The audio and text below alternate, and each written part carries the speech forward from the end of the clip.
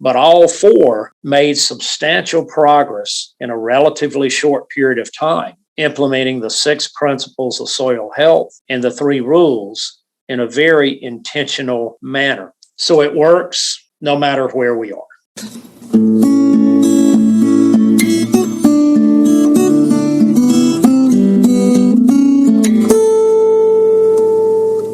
Welcome to the 278th installment of Ear to the Ground, the Land Stewardship Project's podcast on family farming, regenerative agriculture, regional food systems, and local democracy. I'm Brian DeVore, editor of the Land Stewardship Letter. It's been said that the number one reason a regenerative practice like cover cropping or adaptive rotational grazing doesn't succeed is because a farmer fails to give it a try in the first place. Stepping off the monocropping treadmill or putting livestock out onto well-managed pastures can be intimidating, especially when all your neighbors are pursuing a much more conventional path. That's why working examples of regenerative farming methods being successfully implemented are so important. They serve as a guideline and inspiration when farmers and ranchers are looking to make significant changes on their own operations. Alan Williams has collected several such regenerative ag case studies over the years. What he's found is that the old argument that those practices won't work in my area are simply false. When certain basic rules are followed, regenerative management can work just about anywhere, from the former prairies of the upper Midwest to the desert country of Mexico. Alan has seen these practices working practically and profitably firsthand. Besides being a 6th-generation family farmer and founding partner of Grass-Fed Insights, Understanding Ag, and the Soil Health Academy, Williams holds a doctorate in livestock genetics. He's consulted with more than 4,000 farmers and ranchers in the U.S., Canada, Mexico, South America, and other countries on operations ranging from a few acres to over 1 million acres in size. In 2022, LSP invited Dr. Williams to Minnesota to talk to farmers about ways of using soil health and regenerative agriculture to bring the land back to life practically and profitably. As part of these field days, we've launched a 4-part podcast series featuring conversations with him. In episodes 276 and 277, Alan talked about the principles of regenerative agriculture and the 3 rules of adaptive stewardship. In this episode, he gives 4 examples of farming operations that have successfully implemented adaptive stewardship. They cover a wide geographical area, from the plains of North Dakota and the humid bottomlands of Mississippi to California's highly productive Central Valley and the parched scrublands of Mexico's Chihuahuan Desert. Williams emphasizes that although each operation has put its own twist on regenerative management to fit local weather, soil, and market conditions, in every case, the basic principles of adaptive stewardship still apply. What I'm going to do is I'm going to take us to different areas of North America today so that we can understand how the 6 principles and the 3 rules apply equally well, no matter where you are, no matter your growing conditions, your climate type, whatever the case may be. And that's very important to realize and understand. I'm going to start in North Dakota, the northern Great Plains. You know, it can be a very unforgiving place, both in the winter and the summer. In the winter, you can get, just bitter cold. And then in the dead of summer, you can get extreme heat, and wind. So it can be a tough environment. And of course, rainfall can be very limited here. It's going to average about 15 inches or so a year. So we're talking about an area that can be semi-arid. So we've got a 4 neighboring farm comparison that I want to talk about. These are direct neighbors. Farm 1 is a certified organic farm that has a fairly diverse cropping rotation. They grow wheat, barley, oats, corn, sunflower, peas, soybeans, dry edible beans, and alfalfa. So a pretty good crop rotation. That's good. They're certified organic, so they're not using any synthetic fertilizers or chemical pesticides. However, they are not incorporating livestock into their operation, and they're making only minimal use of cover crops. They sometimes plant them and sometimes don't in between cash crops. And when they do plant a cover crop, it's usually just a monoculture. Farm number 2 is a 5-year, or at the time we collected this data, was a 5-year no-till farm. They have low diversity in their crop rotation, basically flax and spring wheat is their diversity. They do use a lot of synthetic fertilizer, especially things like anhydrous ammonia. They also are not incorporating livestock and very minimal use of any cover crops. Farm 3 is a long-term no-till. They've been 10 plus years no-till, sort of medium diversity in their crop rotation. They do use a lot of synthetics and a lot of chemicals. And again, they're making minimal use of cover crops when they do use them, and no livestock are integrated into the cropping. Farm 4 is another long-term no-till. They've actually been no-till since the 1990s. They have high diversity in the cash crops that they're growing, but in between all the cash crops, they always plant a complex or highly diverse cover crop. They also fully integrate livestock into those cover crops to graze and make use of those cover crops, even to the point of multiple livestock species in those cover crops. They have not applied any fertility outside of what the living livestock have applied since 2007. So let's take a look at some test results for those 4 farms. So if we look at this, Haney test results, nitrogen, phosphorus, and potassium for farms 1, 2, and 3, the difference in their values is negligible. They're all running in their N values in terms of pounds per acre. They're running from 7 pounds to 37 pounds. In P, they're running 156 to 217 pounds. And in K, they're running 95 to 199.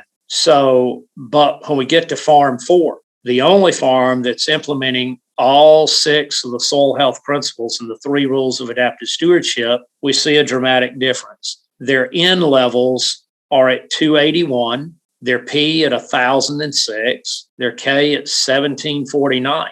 And then if we look at water extractable organic carbon, their organic carbon levels, farms 1, 2, and 3 are running in the low to mid 200s in terms of parts per million. And farm 4 is running 1095, a dramatic difference. And then if we look at their percent organic matter and their water infiltration rates, farm 1, 2, and 3 are averaging organic matters between 1.5 and 1.7. And this is the Northern Great Plains. So think about the soil organic matter loss that has occurred on these farms through the decades. They're all the way down below 2%.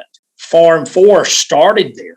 They were about 1.5% as well, but they now have soil organic matters that are 7 to 11% in their soils. And if we look at water infiltration rates, farm 1, 2, and 3 are all running about a ½ inch an hour water infiltration rates, pretty similar to each other. But farm 4 is able to infiltrate 20 plus inches an hour. So dramatic difference. So that's an example of the Northern Great Plains and what can happen if you implement the 6 principles and the 3 rules intentionally. Now what we're going to do is we're going to go all the way down to the hot and humid South. So we're going to go down to Mississippi, and we're going to take a look at what can happen on a farm here that is subjected to heat and humidity pretty much year round. So a very, very different place than the Northern Great Plains. So we've got a farm in northern Mississippi that the starting point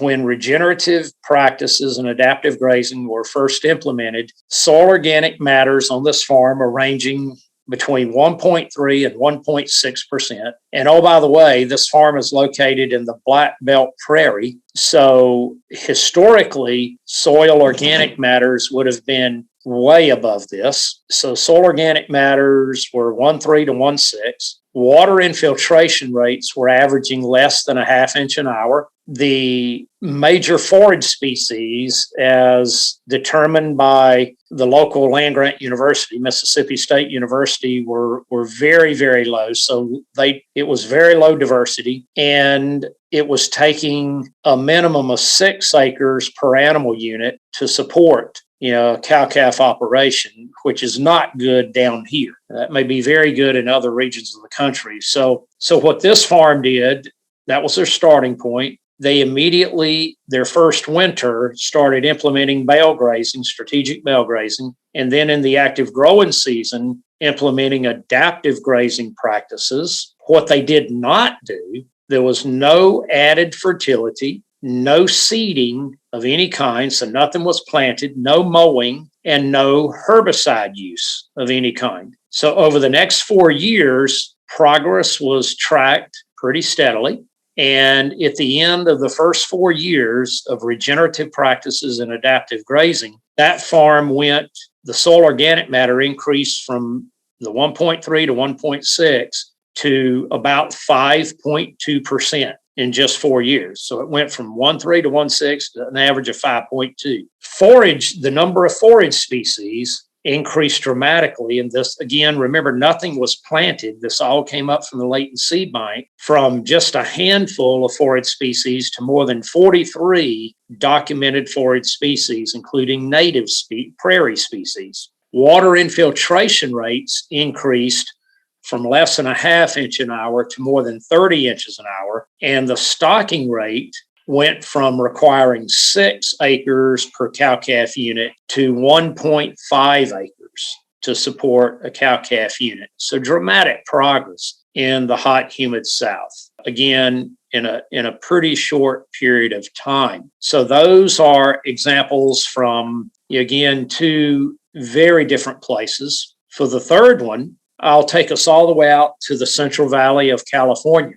So now we're going to the far west. And we're going to go to a walnut and almond orchard out in the Central Valley. Now, we were in California for 2 weeks in March and went through the vast majority of the Central Valley. And I can tell you, it did not look good. It was very sad. Lots and lots of bare soil, farmers screaming for water. But when you see all the bare soil, you understand why they're screaming for water. You're not going to have a good water cycle when all that soil is bare like that for much of the year. So many of the almond and walnut orchards out there have little to no growth on the soil underneath the trees. It's mostly bare. They are spraying pesticides, some form of pesticide, anywhere from 6 to 12 times a year on average in these orchards. They are highly reliant on synthetic fertility applications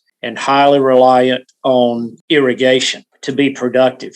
So that's the typical status. That's what you see. But we have clients that are operating their orchards now regeneratively. So we actually taught a Soil Health Academy in March when we were out there, and we took the group to these conventional orchards and helped them do things like water infiltration tests, the shovel tests, so on and so forth. And then we took them to a contrasting orchard in the Central Valley, a regenerative orchard. When we got to the regenerative orchard, instead of having bare ground, even in the midst of their D4 drought, this orchard had a sea of grass that was knee-high to waist-high all throughout the orchard. Pretty incredible. They had attended an academy just 4 years ago and jumped feet first into, regenerative ag, started planting diverse cover crops and so forth. And it's made a dramatic difference. So they're year 4 into this. Not only do they have all this growth on the ground, protecting soil moisture and temperature and facilitating water cycling and nutrient cycling, but now they've added sheep. So they have more than 1,000 head of sheep that are grazing through their orchards, moved around using polywire. And so today they have been able to dramatically cut their synthetic fertility, their pesticide applications, and their irrigation use. And they now have multiple revenue streams. So 4 years ago, they had one revenue stream, the walnuts and almonds that were being produced. Today, they have revenue from the lamb.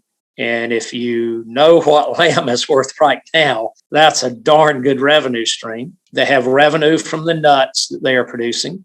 And they also have a lot of beehives. So they have revenue from the honey. So now they have 3 revenue streams off the exact same acres where just 4 years ago, they only had 1. So yet another example of fully implementing the principles and the rules. And then the final one is yet another very different place. So we're going to go to Mexico, to the Chihuahuan Desert. They get less than 8 inches of rain annually. Temperatures can easily soar to 105 degrees or more, in the summertime and stay that way for an extended period of time. And on most ranches in the Chihuahuan Desert, they're requiring anywhere from 150 to 300 acres per cow to support them. Now, that's a lot of acres per cow. And if anyone has been in the Chihuahuan Desert, if they've been around El Paso, Texas, or Las Cruces, New Mexico, or down into the state of Chihuahua or Coahuila in Mexico, they know that it's pretty barren. Yeah, and mile after mile, you just see a lot of bare, barren soil. So let's go to the Las Tamas Ranch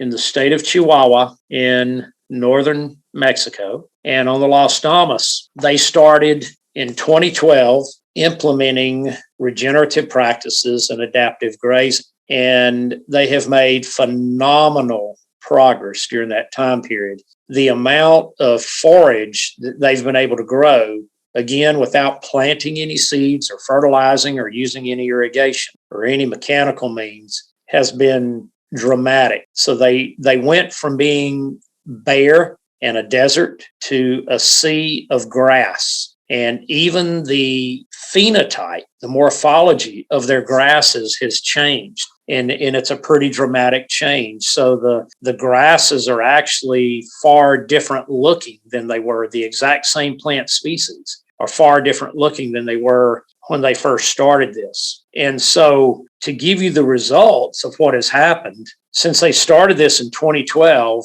they have increased their net revenue by more than 350%. They have increased their forage biomass production by more than 4.5 times. They've been able to increase their cow numbers in the desert by 2.5 times, while also adding a substantial number of sheep to the ranch. And even more importantly, we have seen the return of many endangered species of birds and other wildlife. So we have documented a lot of endangered species of birds, such as the piping plover, Sprague's pipit, lark bunting, so on and so forth. Even the Aplomado falcon and all of these have now returned to this ranch because the ranch once again has the habitat that will support them. So those are 4 very dramatic examples in 4 very different regions of North America, but all 4 made substantial progress in a relatively short period of time, implementing the 6 principles of soil health and the 3 rules in a very intentional manner. And I'll give you this quote by Masanobu Fukuoka, who is the author of One Straw Revolution. It's really appropriate, especially for this Chihuahuan Desert example. He says, "It was in an American desert that I suddenly realized that rain does not fall from the heavens, it comes from the ground. Desert formation is not due to the absence of rain, but the rain ceases to fall because the vegetation has disappeared." And that is exactly what has happened in the Chihuahuan Desert. If you look at the historical ecological context of this landscape, they once were a sea of grass. And we have direct evidence of that, historical evidence of that. They were a sea of grass that, due to overgrazing and overuse, disintegrated into an abject desert. But once again, we're able to recreate that sea of grass. And I even have a picture taken in the 1860s on one of these regenerative ranches in Chihuahua, Mexico. And that picture is of a group of Apache warriors. We know exactly where the picture was taken. It was on one of these regenerative ranches, and we know the exact spot it was taken. So in the 1860s, where this picture was taken, those Apache warriors are standing in a sea of grass up to their knees and their thighs. But then that grass disappeared and it became bare ground. Luckily today, on that same ranch, we now see that same scenario. And we could take a picture there again, and it once again is a sea of grass. So it works no matter where we are.